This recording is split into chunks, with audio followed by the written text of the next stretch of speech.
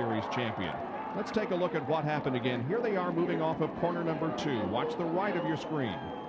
Mike Skinner and Tony Stewart right in here are going to make contact. And somehow they get in the grass. And Skinner turns right across the racetrack. There we see Jeff Gordon coming directly into him. All of a sudden, Gordon loses control, goes up, pam, hits the wall, and Rusty Wallace and also Ernie Irvin drive in the right side of Jeff Gordon's car. There we see Chad Little spinning down to the inside. John Kernan. Afternoon.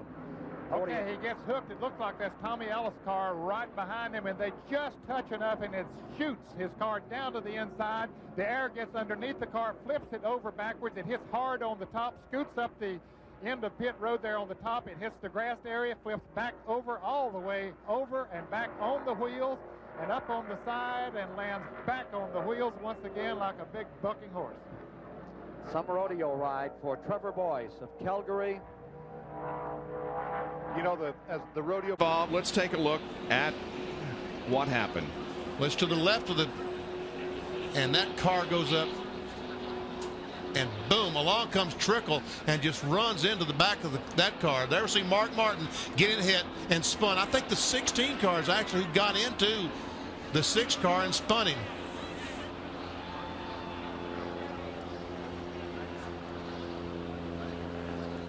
Let's see if we can tell from this. I really still don't know who that car was that along comes he gets hit hard. And other cars, there's Mark spinning in the back. There's another car spinning down. That's Benson, I think.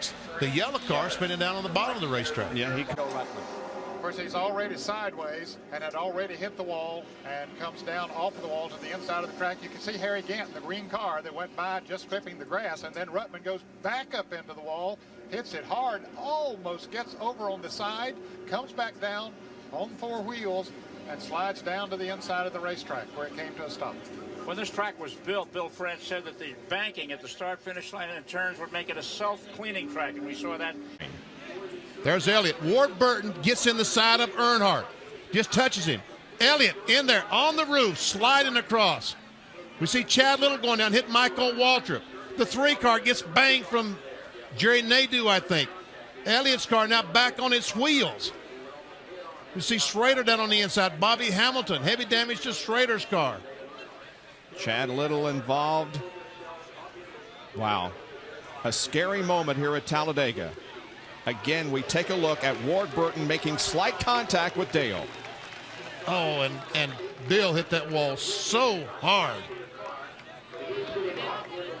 2, Ned. And Greg Sachs went very high coming off of turn 2, and let's see what happens as he comes back, and you can see the car number 9 of Bill Elliott apparently got tapped back there and sent him down to the grassed area, and Dick Trickle was coming up there and rammed into him, and there they go spinning around in the grass. You know, if Trickle hadn't been there, Bill Elliott might have went over and over and over because his car was clearly airborne and wanting to roll.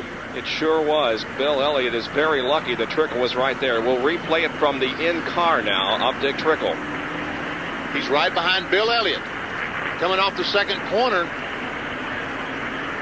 Elliott just loses the car. Well, he might have touched Rob Moroso there just momentarily. It looked like an Elliott's car pushed up the hill almost in the side of Moroso. Bill, trying to keep it off Rob Moroso, spun the...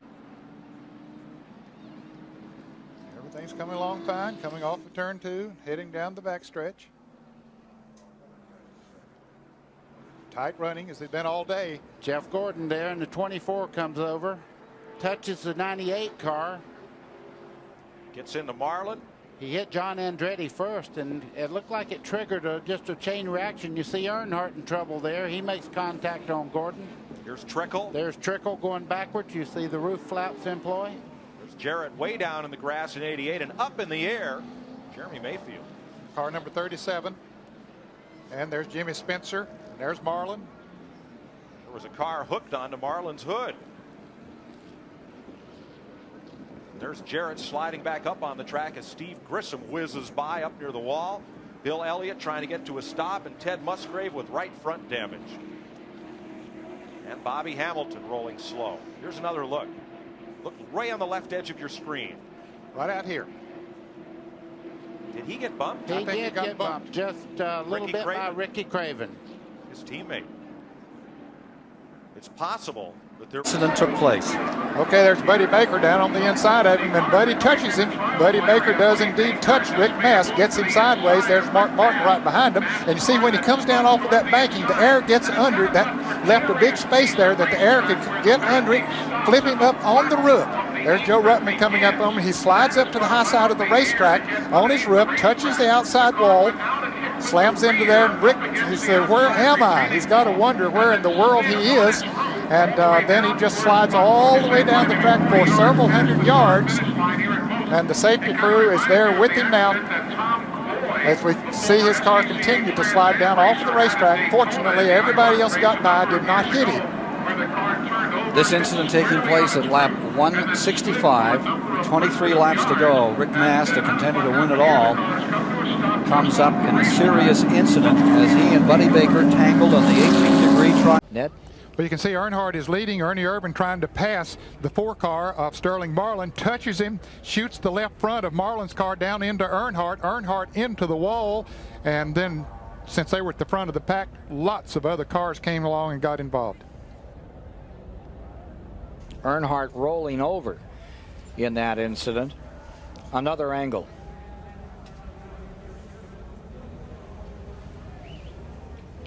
Boy, as close as it, you see Earnhardt's car gets upside down, gets hit there by a That's Robert Presley. That's Robert Presley in the 33 got into Earnhardt when he was upside down there. But Cope was the first one, got him in the roof. Derek Cope in that 12 tangled with him as well as it was spinning and crashing. From the in-car camera of Dale Earnhardt at 190 miles per hour approaching turn 1.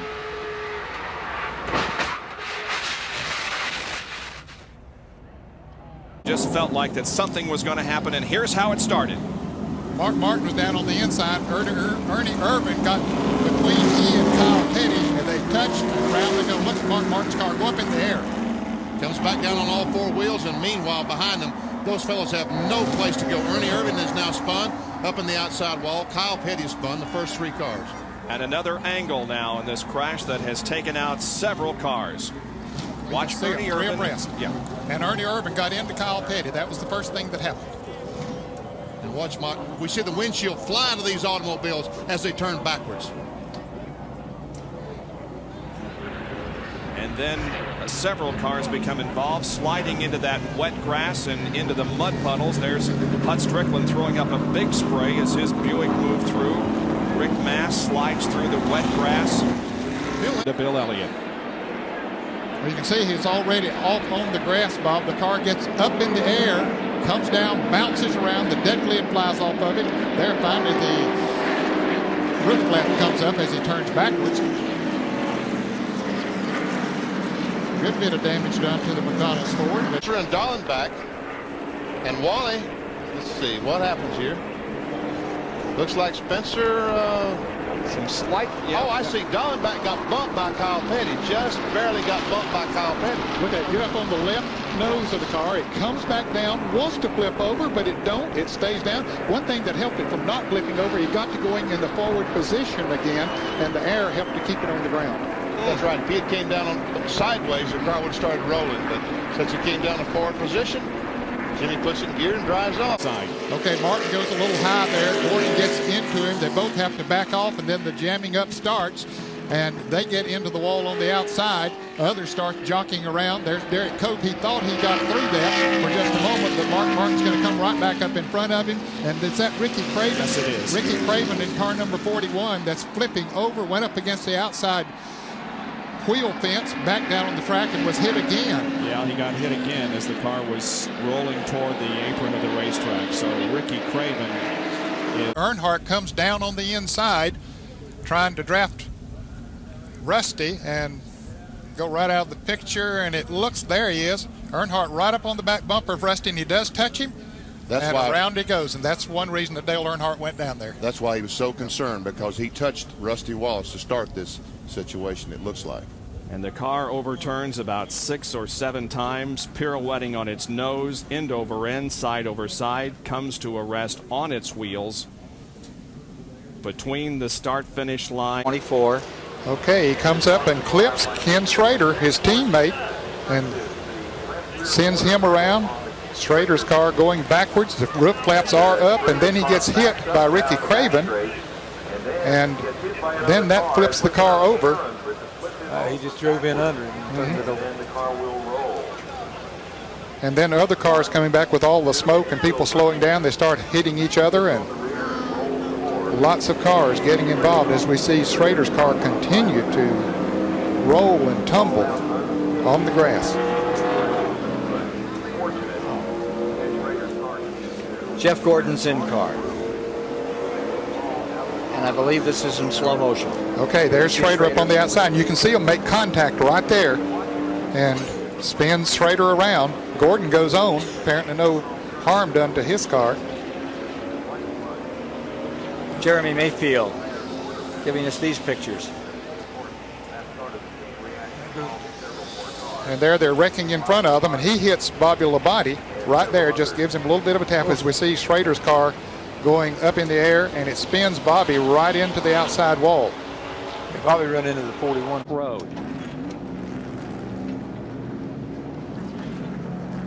Wow, his car got upside down and then comes back on the wheels as we see Musgrave's car sliding up against the wall, flames coming from it as he comes across the start-finish line into the catch fence. Here he comes off the corner, and he and John Andretti make contact. Buck Derrick maybe tried to go up a little bit and didn't realize that Andretti was up there. They made contact. A lot of cars right there running close together. It's a miracle that more were not involved. Now watch this. As Cope looks like he's going for the infield, but now the car veers, makes a right-hand turn. Watch. Not anything he can do about it. Almost Man. had him. Man. Take a look at what happened here that's brought out the second caution of the day. There's Stanley Smith in the middle in the black car. They were running 3 abreast going into that turn, Ken. There's the car number 1 of Rick Mast. There is one car that has gone over the wall, as you see in that. And we'll get that for you in a moment. Stan Smith's car was destroyed. There is another car that went off the... Todd Bodine, he's going to be involved. Now, Jeff Gordon comes down. They're going to get 3 abreast, and Todd Bodine doesn't know that. He gets touched by the 77 car of Sachs. He goes down, hits the 24 car. Sachs, the 8 car, spins, and look at all these cars behind. They got no place to go. Watch Mark Martin. He's hit someone. He has no brakes. Hits the inside retaining wall, and then he goes out of the picture, but he goes through another. We'll see it here. Now watch him. He hits the inside retaining wall. That's the car up in the middle of your screen. Hits the Die Hard 500 sign. Shoots through a guardrail right here. Goes right on through it. Mows it down. Still at top speed and hits another fence and then the guardrail, and finally comes to rest. He had to be going 100 miles an hour when he hit the end of that guardrail and then went over to the second.